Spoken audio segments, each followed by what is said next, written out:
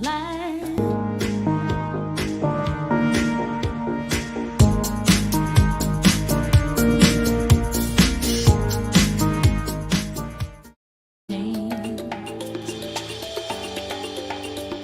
Through battles waged and fought, through victory and pain, by test of their courage, our freedom was gained. In homage to those gone before us, the heroes of lands in the sun, we vow to join hands and to focus on building one Caribbean. Raise your voices high, sing of your Caribbean pride. Sing it loud and strong, feel our hearts beat as one. Celebrating song as we rise to heights where we belong. Welcome brothers, welcome sisters, welcome to our program On Target. And as usual, as soon as we start this program, you can pick up the telephone and give us a call. We never have a subject matter.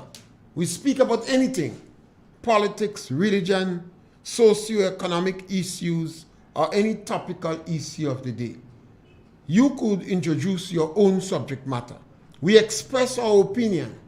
Opinions are not facts, but we express our opinion on any subject matter, particularly politics. And if we find new information, we change in our opinion. Give us a call. The number to call is 442-0175. On social media, it's difficult to function in this day and age without social media, you know. When I realize what social media, the impact it has on me, I'm sorry for little children, you know.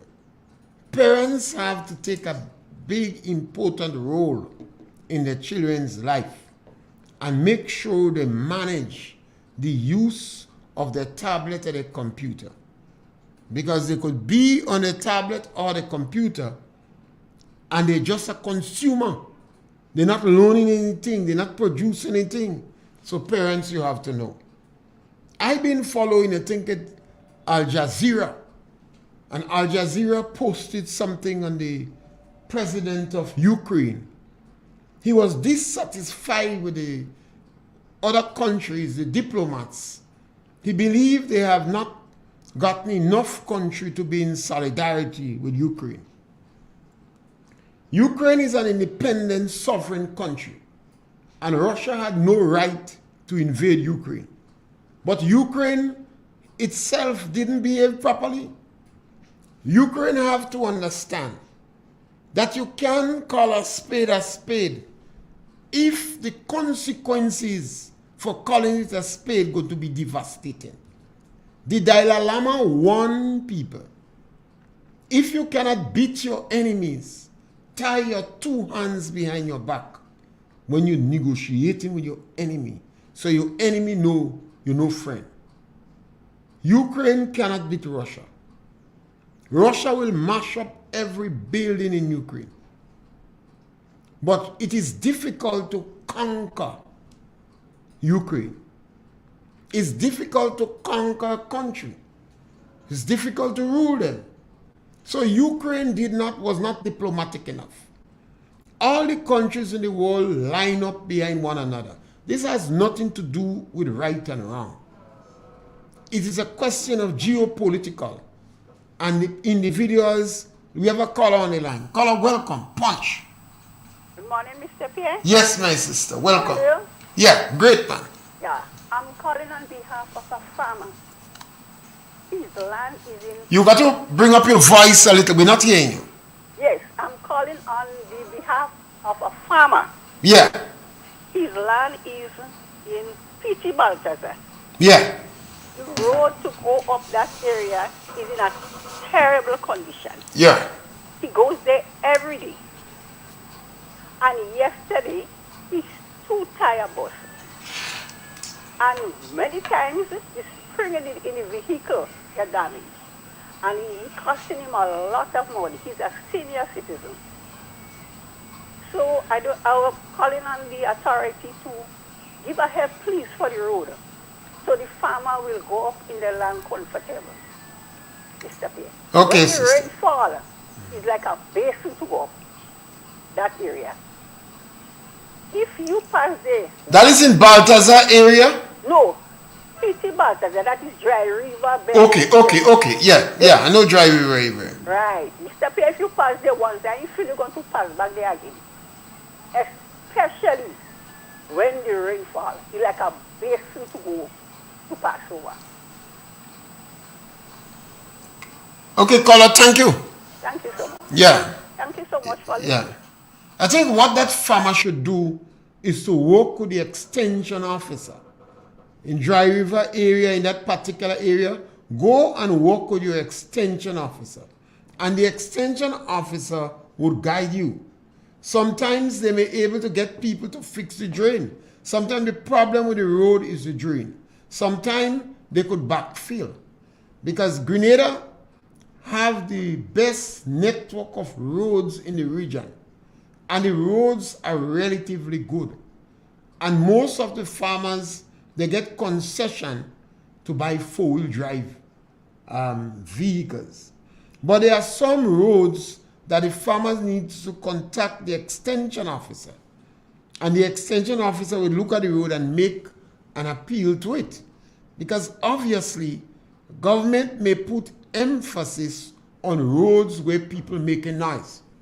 So if it's you alone that functioning in P.T. Baltazar, or you alone that have a vehicle functioning there, then, and you are not saying anything, nobody might not bother. They may determine if it's 9 or 10 farmers in the area, they will react quicker.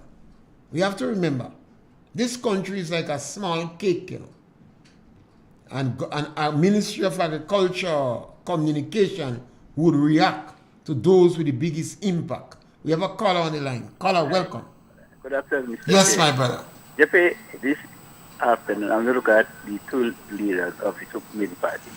Like the Kids You got to bring up your voice a little. Yeah, okay. I'm going to look at the two leaders of the two major parties. The NNP party, you have like a Kids Mitchell and Deacon Mitchell. And when you look at the track record of like Mitchell in captaining and leading, right? You know, he represented Grenada in cricket. He also played for Winod, right? And when you look at his other track record in politics, you see that he have a track record that where he always represent people, representing people of Grenada, Caribbean, Peter Martinique. He don't defranchise against none. They represent everyone. And when you look at the situation with his pension, that pension thing was since in 1983 with the revolution, where they said that April 4th, 1983. Yeah, right, in 1983, that only NIS would get a pension, which I feel it is unfair. A lot of government was free to do that, but to have a leader and a team that united and they care and they love people, and they say, well, what NIS giving, and they add up with it and bring it to 70%. So when people retired, they go to get 10% of their last salary payment, right? And this is something where our government was free to touch it. This government got the free, they pay money. But I could say this NMP government, they reach out and they help people. They help people and they help not one but everyone in Great Caribbean Film could be proud and happy with NMP in government. And when you look at the other leader, it represents companies before people. Yes, we say you're working for your money, but then your money more important than people. People is important, right? And once your people are around you, and care well and love people, you can reach far in life. I have to say, look at again the development of Grenada Caribbean Diplomatic under NNP. It's road, the healthcare, the young people, the Imani program. Look at the senior citizen. Because I remember in 2008, I remember Chester Humphrey said that he worked so hard to bring NDC in government. And look what they did to him with his situation with Pierre. They jailed him. And you will remember Mr. Humphrey. He was someone always talking negative about Dr. Mitchell. But he said that Dr. Mitchell never put him in prison. All what he said. Because as a union, you have to represent a client. You have to speak. But then Humphrey said that what he did, and they ended up arresting him and putting him in prison. Hello. Alright? So Hello. I was okay. You made a statement earlier when you were comparing the two leaders. Mm-hmm. And it was an interesting statement. Mm-hmm. And there is no question about it that Dr. Mitchell have a very successful political career. I don't sell. I call him cell phone. Okay, thank you. Okay. There is no question Dr. Mitchell has a very successful political career and is one of the best political leaders in the Commonwealth. There is no doubt about that. Right? And it is difficult to compare the two leaders. There is no comparison. The leader of the new National Party is brand new to politics. And one have to look at him based upon his potential. So one have to look at him and what he says, what his philosophy is, what his party position is. Absolutely nothing is wrong with members of the National Democratic Congress. They are good, loving, humble Grenadians, just as NNP. The biggest challenge that the leader of the National Democratic Congress have is to convince Grenadians that he could unite that political party. Because the party have structural fracture. In all fairness to him, he just come. He had no history in politics before, but that is not an issue. Sometimes his newness might help unite the forces. One would have to look and give him a chance, and he would have to sell his political career, his philosophy, what he stands for, what his position on. I thought he should start the process long, but I'm not a strategist, so I don't know much about political strategy. But he have to sell himself. When you're dealing with comparisons, there is practically no comparison between Dr. Mitchell and the individual. The individual have to mark out his way in politics. He have to try to perform very good to survive. If the National Democratic Congress fail badly in this election, they have to surrender the name. They have to put the name in the archives. They cannot use his name anymore. So this individual, in my opinion, have to function and make an impact for the party to survive. After a party lose election on 3 occasions and lose all the seats, it means that the party's philosophy, the party's strategy is flawed. So they have to go back into the core and come up. I don't envy the leader, but I think it's fair enough that he gets a chance and he has to sell it to the public. He has to sell his philosophy because they don't have a success story. He has to convince the public that the National Democratic Congress is solid and would unite. We have a caller on the line. Caller, welcome. Punch. Good afternoon, Mr. Pierre. Yes, my brother. And good afternoon to the listening audience. Thank you. Yeah. I think that Grenadians should not forget, the eve of the last election, the GOT, the trade union, they went and signed what is known as a MOU. Memorandum of Understanding. Right. On the eve of the election concerning that same pension restoration, and nothing has been done up to this day now, Mr. Pierre. Did you ever get a copy of the Memorandum of Understanding? No, I think. I think it's very important for people, because people constantly quoting the Memorandum of Understanding to get a copy. I'm sometimes disappointed that the union didn't come publicly and explain the Memorandum of Understanding to people so a little child could understand it. And I think it's important for Grenadians to understand what is in the memorandum of understanding. Because the rank and file Grenadians don't know much about the union business. Yes. And if you was not involved in the union, active as a sharpshooter or a good militant member, you may not know. Yeah. So it's a very important thing. How many years ago they signed that? That was the Eve, eh? That may, it doesn't matter if or when. When you're dealing with politics, you must remember, one of my challenge with some politicians, they pretend they're not politicians. If he's a politician, he's a politician. Whether it's cheap politics or strategically, you use it. Because you are trying to convince people. One man, one vote. The vagrant vote sometimes more important than the lawyer. Because the lawyer might get a good deal, he can study you. But since 6 o'clock in the morning, the vagrant in the polling station. And people have to understand that. Yeah, if you promise something to people, I think you should give them, you know. Well, that is why I ask you if you had seen the memorandum of understanding. Yeah. Because a memorandum of understanding, that is what it is. A memorandum of understanding. It is not an agreement. It is an understanding. Right. And if people see the memorandum of understanding, and maybe that is why the union didn't come out publicly and flaunt the memorandum of understanding. Right. Concerning that, what do you think about the court decision? Well, under the question of the court decision is the economic impact. If the government choose to play politics, the government will just accept the court say yay and deal, because the NNP has been there in government a very long time. They're better able to deal with immediate impact of the court ruling. What could happen is if the government are struggling to pay, they could tax pension and NIS. Now somebody getting $2,000 from NIS, $2,000 for government pension, that is $4,000. They're not paying a cent in tax. And then they have $36,000 off on additional income. Now if the government in a crisis, they could tax pension. And that would be for everybody in the country.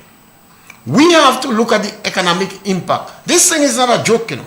Sometimes when I hear people just pick up their political colors and jump in the ring, they have to understand the consequences. If it is overburdening economically, sometimes you have to retrench workers. Or government could have serious divesting. Now, divesting is not the right word. Yes, divesting in the public service, where some departments are turned into statutory bodies and agencies and contracting out workers rather than overburdening the public service. Okay. Do you think that this should have ended up in court? Yes. Well, it must end up in court because it's a constitutional issue. So I'm sorry that it didn't go in court long. But you see, government, any right-thinking government, caring government, loving government would have find a way to pay that money or negotiate. Caller. If we want to have serious discussion, stop talking about love. This thing is about economics. Remember in 1989-90, what went on in Grenada? Mr. Blaze was mal. The union was powerful. The union summoned all politicians in Grenada to a meeting and encouraged them and forced them and threatened them to go back in parliament and give Mr. Blaze the authority to get with money from us, even if it's from the devil in hell. All the politicians went back to parliament and Mr. Blaze sold. That was the beginning of the fiasco of selling Grenada assets. We sold the telephone company, and if the telephone company could have charged a board, we gave them the authority to charge the board. Then we sell electricity, we sell the bank, and succeeding governments after continue to sell. They sold 13 pieces of property, including property that is not theirs, to meet current expenditure. So, this thing is not a joke. But Mr. Pierre, this is a bread and butter issue here. This is not bread and butter. This is more than bread and butter. When you talk about bread and butter, you're talking about poverty and the destitute poor. This could have serious economic consequence. Even the union. It's a socio-economic issue. which is working and living condition of people, of the people. So you think government should just agree and then retrench workers and sell Why Nawasa? they have to go to court and all this The thing? court could be wrong, because if the government have to sit down now, and they should have people doing that along, get some additional counseling from international lawyers, advice, and look at the economic impact. And if the country could afford the economic impact, do it. If the government is going to play straight politics, they will just accept it. Yeah. Right? And then what would... Sorry, bro. You see, this thing is so sad that every issue we go along the political lines. Yeah. It's sad because if we go along the political lines, all government has to do is to give you the money and take it back in tax. Yeah. So last thing, do you think the government would appeal, as they say? I don't know. The government, perhaps, it all depends on the economic impact. If the government decide to play politics, they will appeal. If they realize, based upon the economic impact, they would be studying what taxes we could raise. And I see only the government is going to go after the NIS and pension tax, because we have a better tax threshold in Grenada than a lot of other countries, including the United States of America. Yeah. So I think it's an election mood, Well, and it's a very impertinent topic. Well, a politician supposed to be always in election mode. When you win election, one of your main objectives is to get back in power. In a democratic country, that is what a politician should do. Yeah, and an issue like this, which is pension restoration, could cause a lot of effect. I don't think the government should worry about the impact of it, because most of the people, I don't think the government, I'm not saying they wouldn't, but I don't think they should worry about that, whether to go to, I don't think they have much political fallout from it. Those who hate the government already hate them. Those who support the government already support them. The majority of people who would determine the sway in this election, they are not benefiting from pension. Most of them in the lower socio-economic grouping. And that's where the NDC have this strong, the NMT have this strong hold. And that is because the NDC have been behaving badly in that area. The perception on the ground is they don't like Imani. The perception is they have problem with old people. The perception is they have problem with the old guards. I wouldn't say that. That is why I say the perception. Yes, all right. Yeah. So Thank you, caller. Yeah. Take care. Yes, my brother. The number to call is 442-0175. Call us again and punch. These topics, it's an interesting topic. And I would have liked to hear the opposition economic explanation. Not just, I wouldn't challenge it in court. This is childish. The question is, what is the economic fallout? Even some of our economists in Grenada, I don't know. I find if you as an economist, you must speak on economic issues. You know, some of our economists are the most silent people. Since they get the bagger certificate, they lose their tongue. And I believe we must encourage them to speak. Because on this issue, we should speak. And that always happened in Grenada. When Gary initiated some of the big economic policies in Grenada, and it was a fundamental shift. For instance, the Land for the Landless program was a fundamental shift in the agricultural philosophy. But people was not dealing with the economics of it. When Gary wanted to go to independence, you had an uproar. And when you sit down and ask people, why you don't want to go independence? I prefer the Queen. That is not a reason for you not to go independence. When Gary introduced the St. George's University, the biggest argument was dead bodies, cadaver. Gary said, all the people. We never sit down and discuss the possibility, the education revolution, the economic issues. And this is where I worry about young politicians. Even in the rum shop, they're ducking.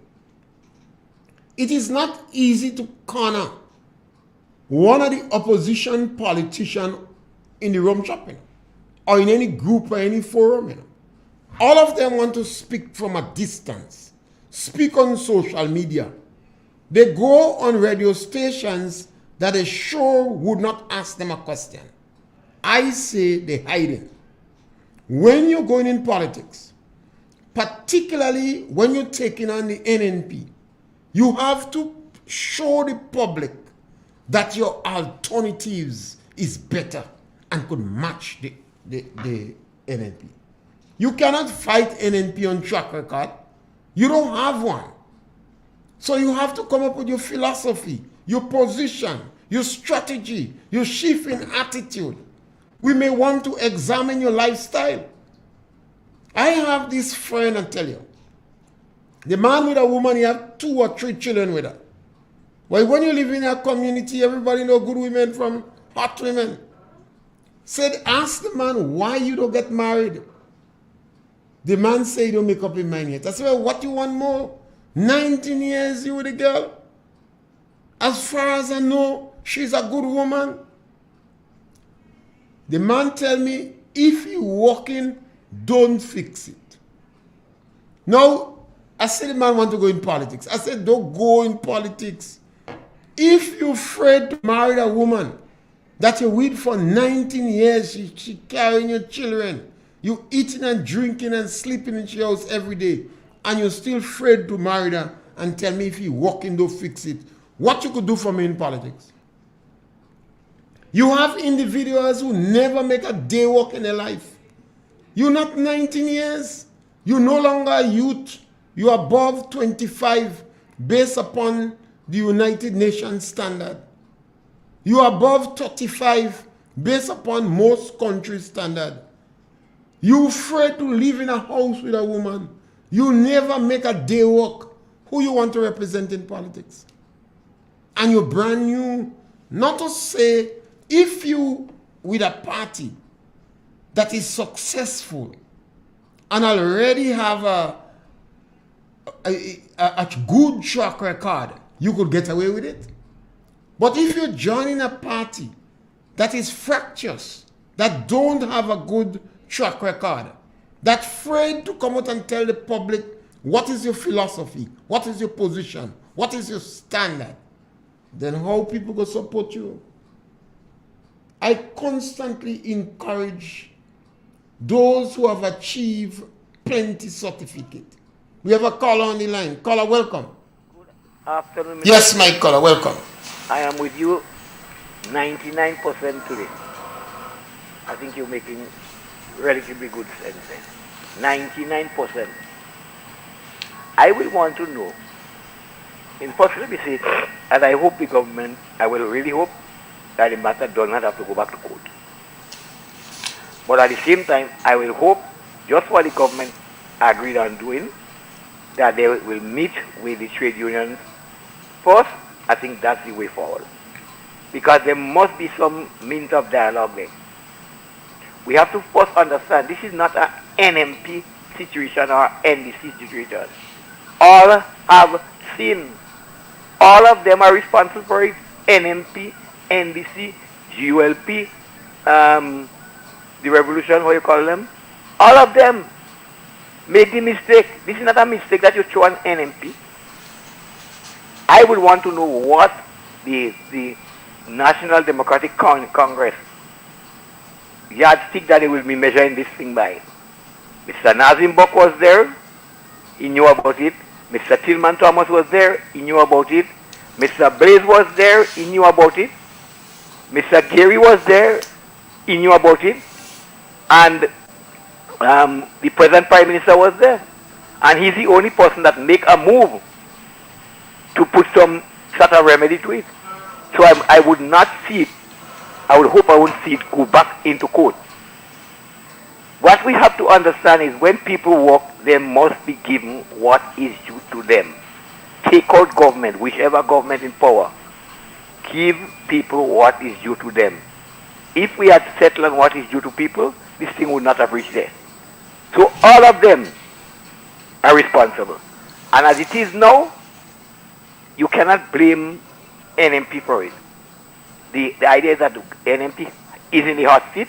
They have to come up with some strategy, which may not satisfy everything, but they have to come up with some strategy. And I will hope to see some strategy work out from it. Because everybody, too often we see people in management, when people work with them, they twist them around to pay when the time comes.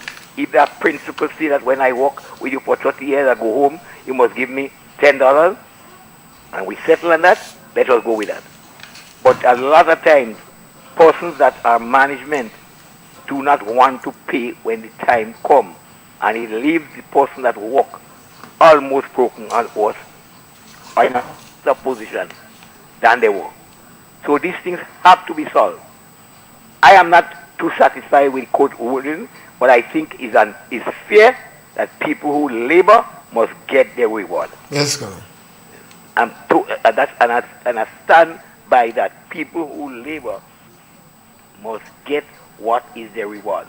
But to blame it now, I would like to hear a national or a state address from the National Democratic Congress as to how they would have handled, because they could have been, it could have fallen then.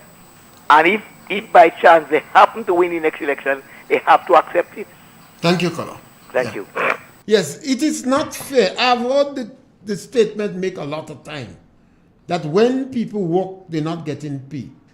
It's not a fair statement. I've heard the statement made that workers are retiring without pension. This is not the truth. The April 4th law introduced by the PRG that disqualified pension after April 4th, and NIS came in. NIS was supposed to take over this pension system, and there would be an overlap where people would get two pensions. But after that, NIS would be the sole pension scheme in the country. And NIS pension is a contributory pension. So when people saying that they work for 30 years and they're going home without a pension, it is not true. They're misleading the public. They're camouflaging the truth. And it's time that people tell them that. You're not satisfied with the pension you get, but it's not true to say that you're not going home with a pension. The question is whether or not you are... Caller, welcome, caller. Yeah, thank you. Yes, my brother. Your statement just now, this was on my mind last night. Because the fact is that the government do not have a bank where they put aside monies for the workers. They don't have a bank where they put aside money for the workers. In other words, you work with me this week, I pay your salary, and out of your salary, or more than your salary, I take off some and I put it in the bank for you as a saving. So now you retire, I go and withdraw that and give it to you. This is not the case.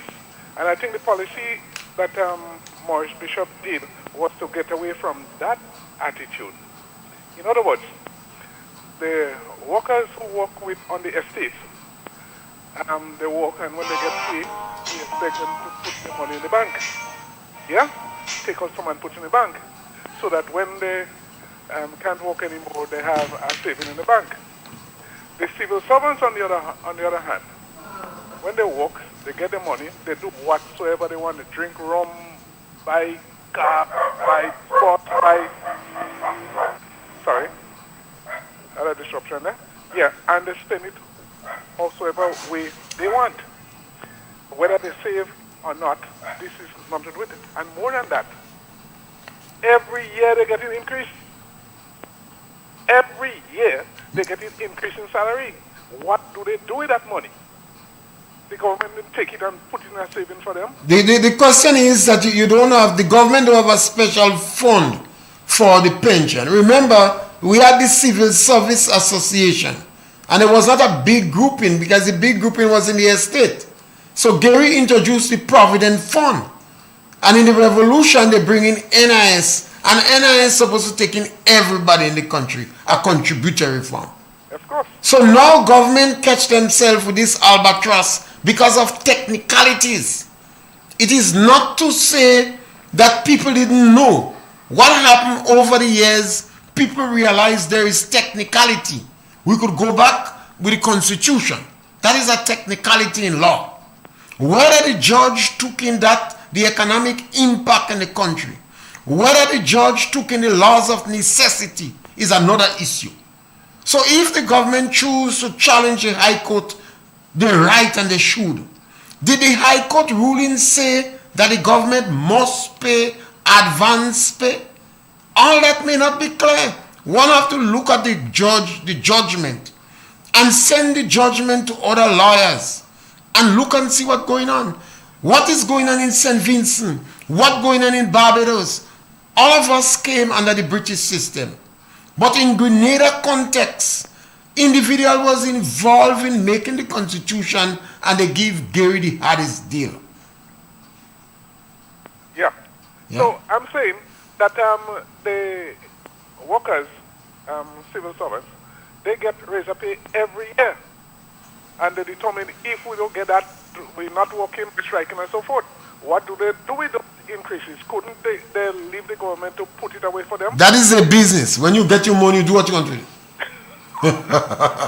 What we could do is to encourage people to invest. But if a man gets his money and he wants to give it to a woman every month, nothing is wrong with that. Right. So then I shouldn't be made to be paying that now. When on a technicality, remember, this issue is an issue on technicalities.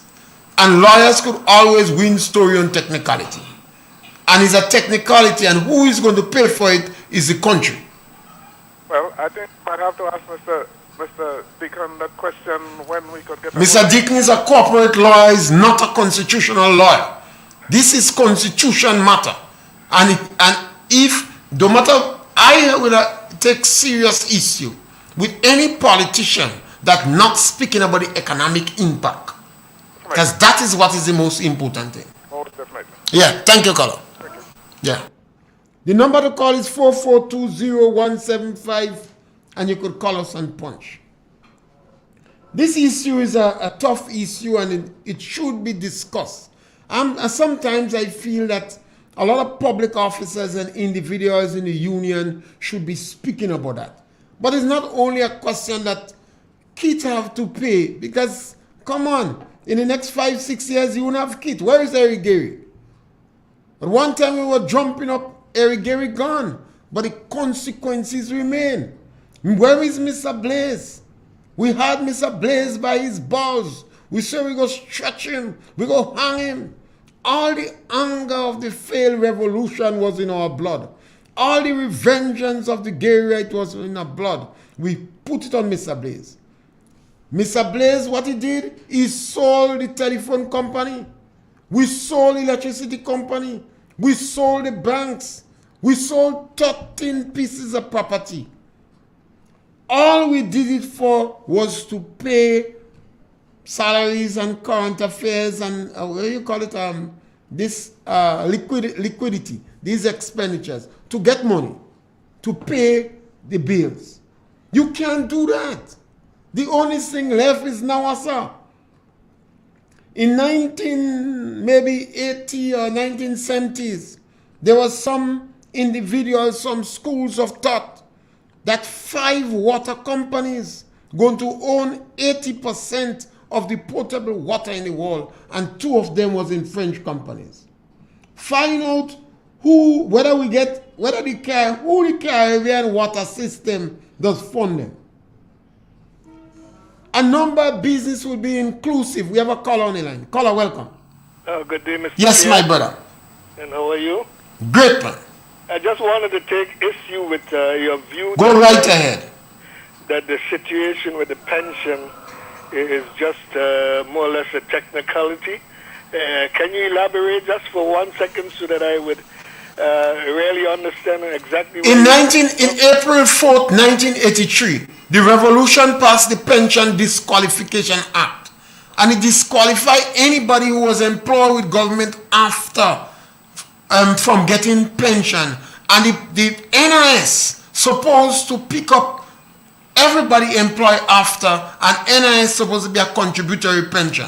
In 1985, the matter was challenged and go to court. The court said that the effective date was in February 1985. So what happened to people who come after? The court argued that you cannot change the rules of the game in the game. But everybody who come after 1985 know that they come under a different pension scheme. People argued that based upon the Constitution, if we challenge it, we could win. That is a point of technicality. Okay, but wouldn't you agree that, as you said, anybody who entered the service after 1985 or something like that, and won't you agree that this should also include the politicians or anyone entering the Canadian... No. People enter in pensionable posts. You see, within the public service, you have officers in pensionable posts.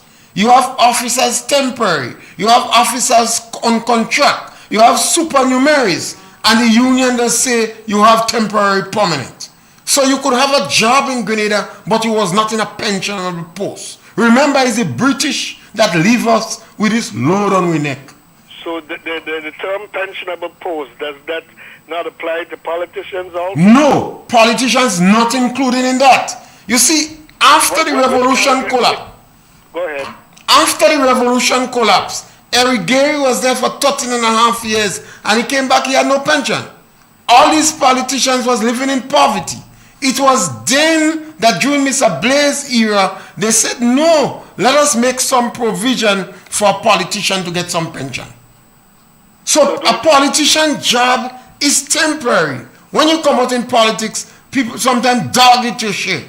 We have politicians in Grenada now that when they leave politics, people have to raise funds for them to buy medical bills. People went and make function to pay the politician bills. Even a medical doctor, they couldn't pay the bills, all the money done. Some people bills, land sold. The bank sold the land, and most of Grenadian politicians are broken. But don't we see the same situation existing with former public servants who, after they retire, are just reduced to the same kind of poverty? No, a public officer gets 33% of his insurable earnings from NIS, plus I think 1 point for every 50 payment. No, public officers not in the same thing. Some public officers giving the impression, but it is not true. And it is not true that public officers retire into poverty. It all depends on the scale you want. If you are getting $1,000 a month, then you might get about $300-400 for pension. If you're getting $5,000-6,000 a month, you will get over $2,000 for pension. Okay, the reason that I have a big problem with that is that it seems to me a bit unfair with the way in which this thing is practiced. I know of a particular case in which a nurse who had returned to Grenada from England in 1985 and who had worked for some 23 years and had just about a year and a half to complete a required 26 years, was required to retire with just a year and a half before she could make up a full 26 years. She was working in Grenada? She was a nurse in England and she returned to Grenada in 1985. When she returned to Grenada, she was working in the hospital system? She was working as a nurse with the Grenadian government. How long she was working for? Just 1.5 years short of the 26 Well, why she don't get pension in England? Well, she have to get pension in England, not in Grenada. Yeah, but the law says that after 26 But she did not make 26 years and 8 months, and it was 33 years. The union negotiated with the government, and the government agreed to drop from 33 and a third years to 26 years and 8 months. She did qualify for that category because she took up the matter with the commissioner, the labor commissioner, and he told her that he agreed that she just needed the year and a half. The point I'm trying to A make... miss is just as a mile. If they say she don't qualify, and if she qualifies, she must get money. Yeah, but to me that is discrimination, because... That is not discrimination. She did not make the time. Yeah, but if you're required to retire, if you're told, not that she retired voluntarily... If she reached the age of 60 years, it is automatic for her to retire. But if she work a year and months with government, they should not even employ her. Yeah, but the reason that I'm saying it's discriminatory is that there are quite a number of public servants and other people in the political structure who have been working past their 60 years. People always say things without proof. I encourage our people, let us start. Keith Mitchell is over 65 years. Keith Mitchell is a... Go ahead. You come back and bring in the politicians again. You have the public service and you have the politicians. We don't have to tie up all of them. Let us discuss the issue without bringing the politicians. The politicians' case is a different case. So are you suggesting that there is no one in the public service who is now beyond their 60th birthday who is still working? Of course, you have people that past 6 years are working. And are you saying that there's no discrimination when some could be granted that privilege and others are denied it by insisting that they should retire just as soon as they pass 60? You could retire at the age of 50. You could take the decision and retire at the age of 50 if you have made it so. I'm telling you that the woman had not taken that decision. It was forced on her. Let me say something to you. You could retire at the age of 50. At the age of 55, it is optional. Government could ask you to retire, or you could retire. At the age of 60 is compulsory. So if you have somebody that is a no good waste of time and they reach 55, government could ask them to retire. But they could retire at 50. Government cannot ask them to retire. But at 60, it is compulsory retirement. But after you retire, government could take you back. And nothing is wrong with that. Yeah, well, I have a problem dealing with that, but yes, because let me give you an example. Let us suppose you have one vet in Grenada, and you have somebody and one vet in Carriacou, and the vet in Carriacou retire, but you cannot get somebody to come back in Carriacou. So you ask the vet to hold on in Carriacou month to month. What could be wrong with that? He's a professional, he's an expert. You don't have another vet. And he is there. And he's able to hold on month to month. He's retired. But you don't have another vet. A medical doctor. He's a surgeon. He's an expert. He's 60 years. Barbados one thing, Jamaica one thing, America one thing. Government asked him to hold on as the chief surgeon in the hospital. What could be wrong with that? You have a driver that reached 60. He won back his work. They tell him, get out as fast as you could. What's wrong with that? You reach 60, go. Your skills in that area is not specialized. Sometimes you're not even a good driver. They want to get rid of you long. Absolutely nothing is wrong with this situation. Yeah, I don't think your characterization as to the skill of the person in the particular case I'm dealing with really applies. I like to give worst case scenarios, the extreme views when I speak, but I don't know the exact circumstances. That's why I speak about the vet. The individual I'm talking about was pretty recognized for competence. But a year and a half she worked with government? She worked with them just 1.5 years. No, she wasn't a month-to-month thing. She don't have to get no pension. No, she was commissioned and everything else. She yeah, was but highly qualified. Yes, but if she worked in the service for a year and a month, she had to get no pension. A year and 6 months short of completing the required number of years to qualify. Well, she didn't qualify. If you reach 99. If you go back to the act, you would see that it says if they require that you retire, then you should still qualify for your pension. If you're 99, don't mean you reach 100. Next thing I'm going to tell you, you did the man 99, I just 98. Yeah, but when the reason for you retiring comes from your employer who insists that you should retire, but I think I've taken up quite a bit of your time. Thank you, I will caller. continue to give it some It's an interesting conversation. Sorry we don't have enough time. Have a nice day, Mr. The number to call is 4420175, and you could come in and punch on any subject. Sometimes, a lot of times, you hear people saying things about the public service which is not true. For instance, when somebody tell you are retiring into poverty, something is wrong with that person. If you're working for 30 years, maybe you're bad spend your money. Because it's not the amount of money that comes in your hand, it's what you do with the money that comes in your hand. And people saying are retiring without pension, this is not true.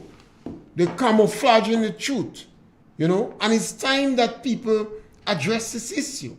You see, in Grenada, I think people are crying and complaining about things that they don't need to cry and complain about. We have the best network of roads in the region. It doesn't mean that all roads in Grenada is immaculate.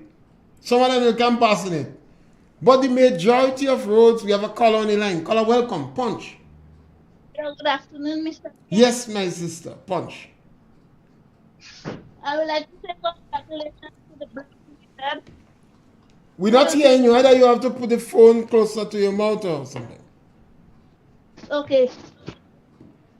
So we'll continue with August. Thank you. All right. Thank you very much. Thank you very much for that. Yeah. Yes, you see, there are some things that are true. Don't camouflage it. This country is nice and beautiful, but we have a lot of problems. But sometimes we are not discussing the problems because we're disfiguring the truth. Don't camouflage the truth. I let politicians do that because they're trying to win souls. If you're not trying to win no soul, you don't have to camouflage the truth. You know, the pastor in the church fighting to get the, in the last days, he want numbers coming. Some of the small churches, they're making a lot of noise because they want numbers. Some of the old-time churches like the Catholic and Anglican and Presbyterian, you see a few people in the church. It doesn't mean that they don't believe God coming to you. But when God comes, they want God meet them alone in the church. Some of them don't even want their husband come to church. They don't want him to go in heaven with them.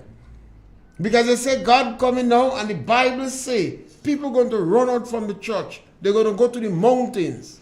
So they want when God comes, them alone in the church. There are some truths in Grenada that must be established. Electricity, telephone, water, and internet in Grenada, we're second to none. We're better than most, and we're comparable with the best. We have the best network of roads in the region, and the quality of the roads is comparable. But you don't have to believe me. Go in River Sally, go in Kumande, pass in Blaise, go down in Pause, pass in the back roads, leave the main roads, and try to enter the village. You go see road.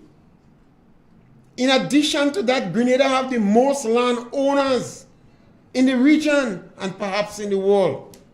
So farmers could make their own decision. They could plant the 3Bs. They don't want to plant saucer.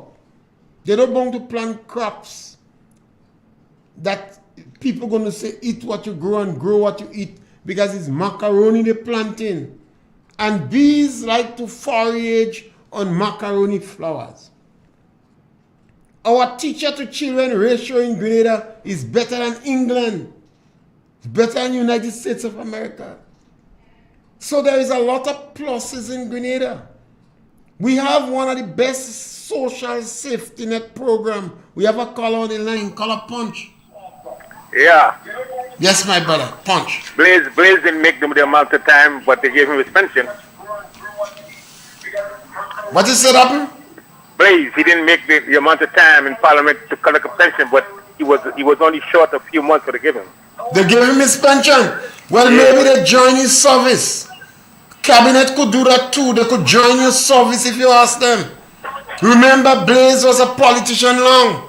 So you'd have write to them and ask them to join his service. And since he was writing himself, you know, join the service. So he was qualified. Yeah.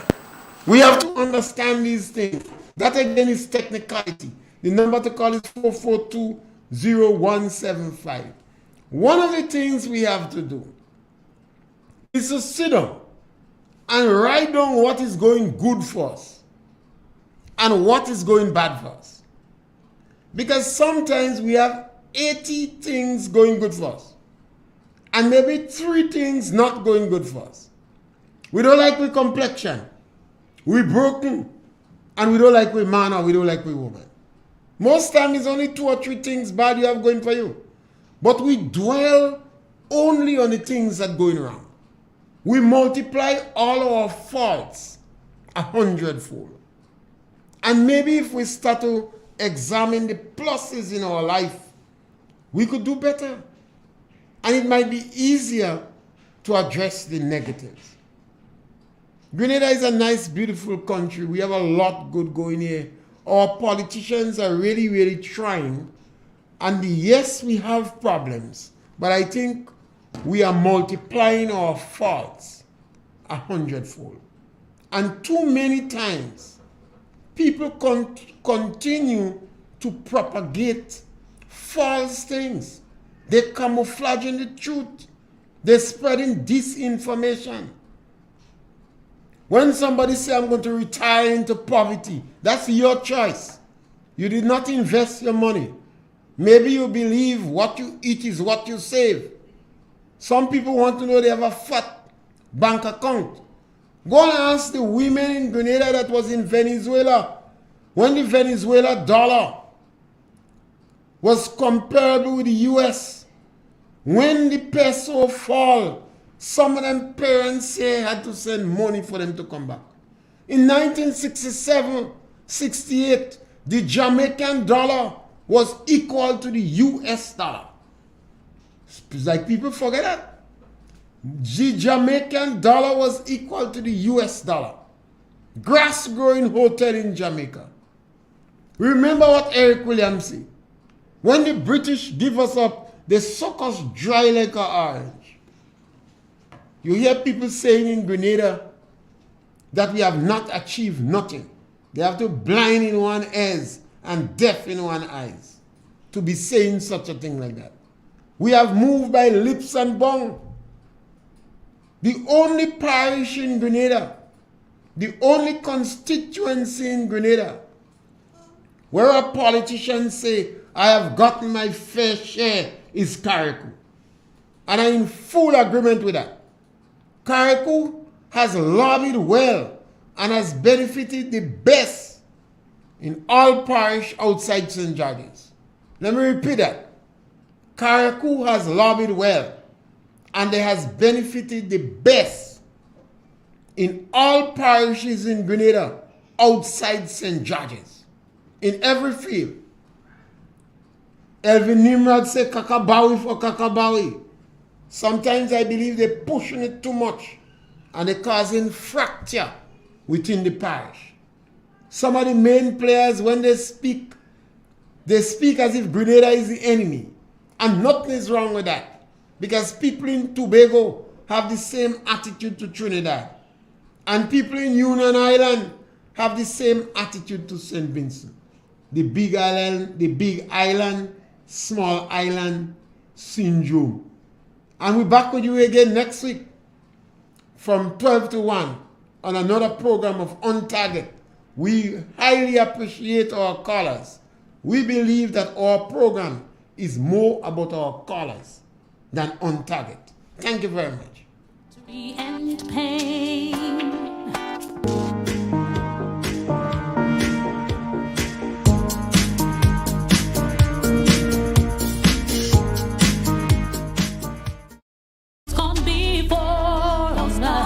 The heroes of lands in the sun. We vow to join hands and to focus on building one Caribbean. Raise your voice.